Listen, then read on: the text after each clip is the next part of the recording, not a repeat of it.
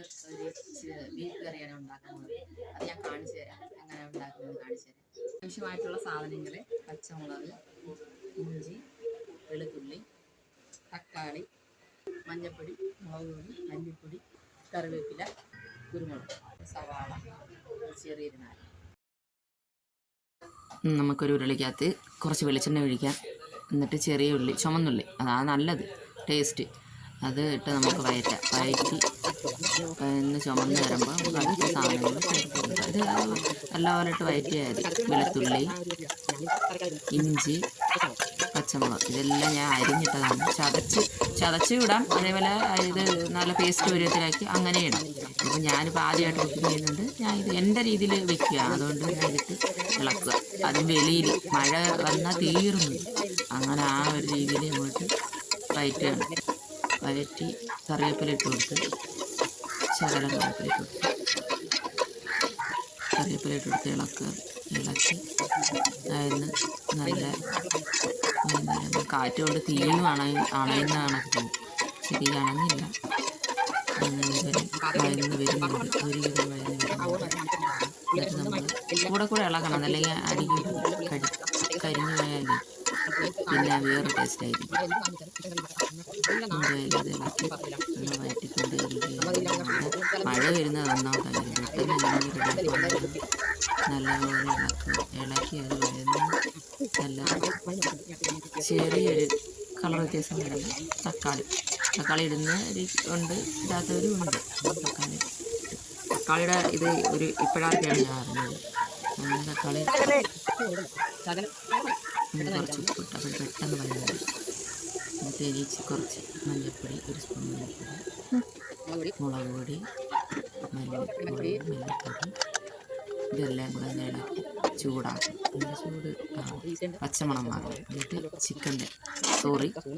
ബീഫിൻ്റെ മസാല അതും കുറച്ച് തട്ടിയിട്ടിട്ട് ഇളക്കി.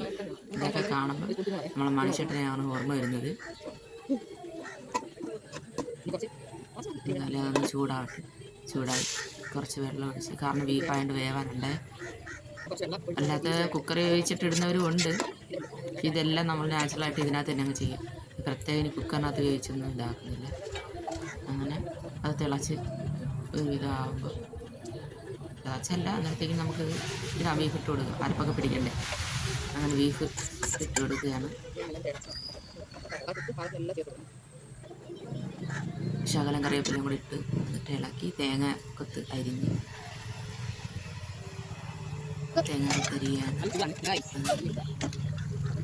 കറി അങ്ങനെ ഒരുവിധം ആയിട്ടുണ്ട്, കുറുകി വന്നിട്ടുണ്ട്. ഇത് ഞങ്ങളവിടെ കറിവേപ്പില.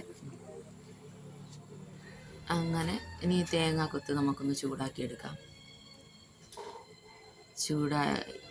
ചൂടായി വരും. അത് വെന്ത് കഴിയുമ്പോൾ അത് മഴക്കോളം അതിന് മുന്നേ വന്ന് നല്ല ചൂടാണ്, കുറുകി വന്നിട്ടുണ്ട്. നല്ല അടിപൊളിയായിട്ട് വെന്ത് വന്നിട്ടുണ്ട്. നല്ല മണത്തോടു കൂടിയുള്ള സ്വാദോടു കൂടിയുള്ള ബീഫ് കറി നമുക്ക് അവർക്ക് കഴിക്കാം. അങ്ങനെ ഒരുവിധം പറ്റിയിട്ടുണ്ട്. ഇത് മഴ വരുന്നതിന് മുമ്പ് നമുക്ക് ഇറക്കണം, അല്ലെങ്കിൽ നമ്മളത് ഗ്യാസും ഇതെല്ലാം എടുത്ത് അകത്തോട്ട് ഓടേണ്ടി വരും. നമുക്ക് ഇച്ചിരി പിന്നെ തേങ്ങ ചൂടാക്കിയതില്ല, അതിന് മുന്നേറ്റ് ഇത് ചൂലുകയാണ് മസാല. ചൂടാക്കി ഇടുമ്പോഴാണ് അതിൻ്റെ രുചി വരുന്നത്, മണം വരുന്നത്. മഴ വരുന്നുണ്ട്, ഇപ്പം ഞങ്ങൾ ഓടും. പെട്ടെന്ന് ഞങ്ങൾ റെഡിയാക്കിയാണ്, അല്ലെങ്കിൽ മഴ വന്നാൽ തീരും. വീറ്റത്താണ്